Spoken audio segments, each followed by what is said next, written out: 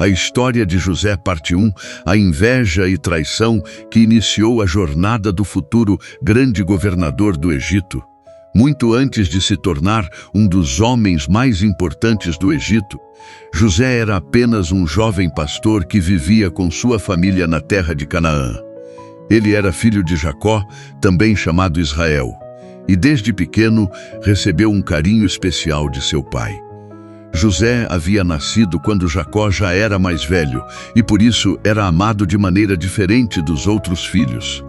Certo dia, para demonstrar esse amor, Jacó mandou fazer para José uma túnica especial, colorida e bela, diferente das roupas usadas por seus irmãos. Aquela veste chamava a atenção de todos e, pouco a pouco, despertou algo perigoso dentro do coração dos irmãos de José. A inveja, eles observavam o tratamento que o pai dava ao rapaz e sentiam que estavam sendo deixados de lado. O ressentimento crescia em silêncio, transformando-se em amargura. E como se isso não bastasse, Deus começou a falar com José através de sonhos. Em uma noite, José teve um sonho estranho e impressionante. Ele viu feixes de trigo reunidos no campo. O seu feixe permanecia em pé, enquanto os feixes de seus irmãos se inclinavam diante dele. Ao acordar, José contou o sonho para seus irmãos.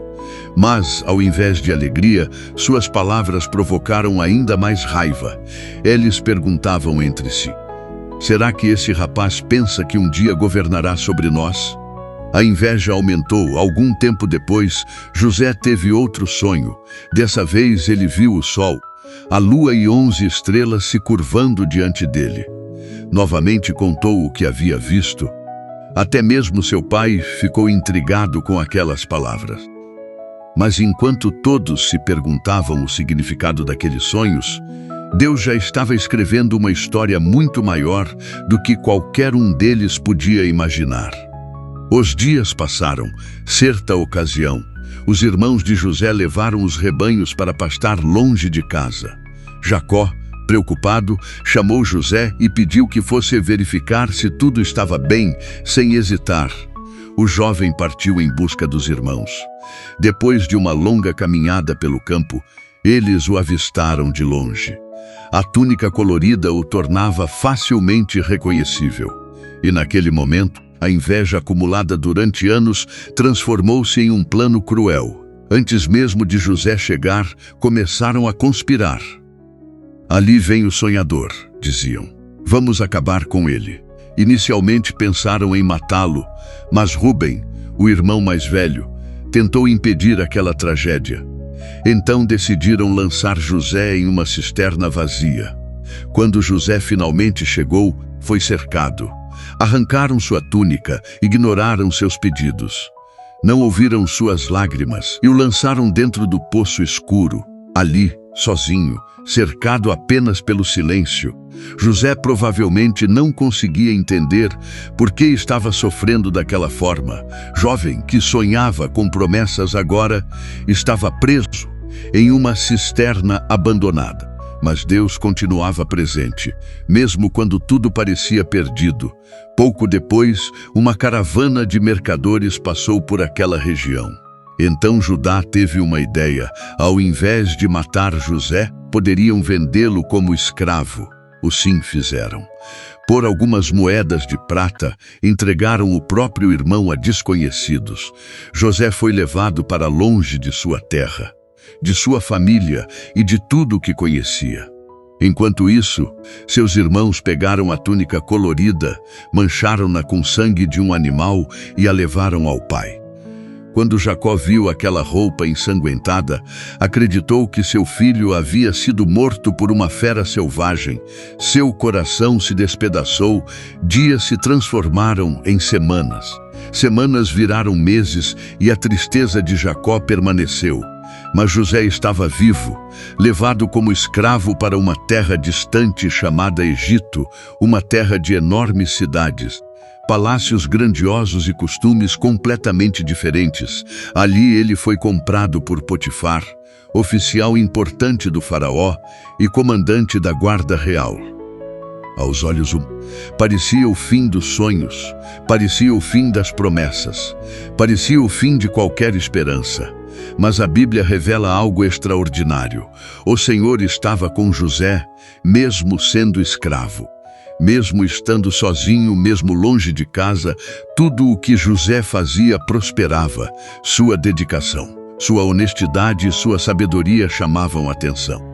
Potifar percebeu rapidamente que havia algo diferente naquele jovem hebreu. Pouco a pouco, José recebeu responsabilidades maiores. Primeiro, cuidou de pequenas tarefas. Depois passou a administrar partes da casa, até que chegou o dia em que Potifar confiou a ele praticamente tudo o que possuía. José tornou-se administrador de toda a propriedade. Nenhum outro servo tinha tanta confiança quanto ele, e novamente parecia que sua vida estava mudando para melhor.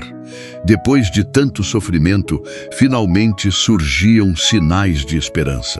Mas novas provações estavam se aproximando.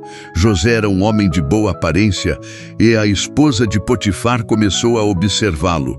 Dia após dia, ela tentava seduzi-lo, insistia, provocava. Buscava oportunidades para que ele cedesse. Mas José permanecia firme. Ele sabia que aquilo seria um pecado contra Deus e uma traição contra a confiança de seu Senhor. Por mais difícil que fosse a situação, recusava todas as investidas. Até que um dia, quando poucos servos estavam presentes na casa, ela tentou agarrá-lo. José fugiu imediatamente, mas ao escapar, deixou sua capa para trás. Humilhada pela rejeição, a mulher decidiu se vingar. Então começou a mentir. Camou os servos e acusou José de algo que ele jamais havia feito. Quando Potifar chegou, ouviu a falsa história. A capa de José parecia servir como prova. A ira tomou conta dele, sem investigação, sem defesa, sem oportunidade para explicar. José foi considerado culpado. Mais uma vez sua vida parecia desmoronar. Mais uma vez foi injustiçado. Mais uma vez sofreu por algo que não havia feito. Aquele jovem que já havia sido traído pelos próprios irmãos, agora era acusado falsamente em uma terra estrangeira. As portas da prisão se fecharam atrás dele. As correntes substituíram a liberdade. As paredes frias tomaram o lugar dos campos abertos de Canaã. Talvez muitos pensassem que Deus havia abandonado José. Talvez muitos acreditassem que seus sonhos jamais se cumpririam. Mas a verdade era exatamente o contrário. Mesmo dentro daquela prisão, Deus continuava conduzindo cada detalhe da história.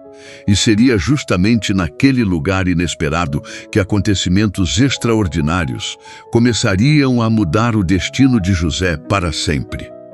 E se você está curtindo esse conteúdo, deixe o seu like. Aproveite e se inscreva no canal. Assista também a história da criação do mundo, de Adão e Eva, Caim e Abel e de Noé, entre outras, clicando e acessando a playlist que irá aparecer no canto superior direito da sua tela. Na próxima parte, veremos como Deus transformará uma prisão em uma ponte para o palácio. E como os dons que ele colocou em José abrirão as portas para um encontro que mudará não apenas a vida de um homem, mas o futuro de uma nação inteira.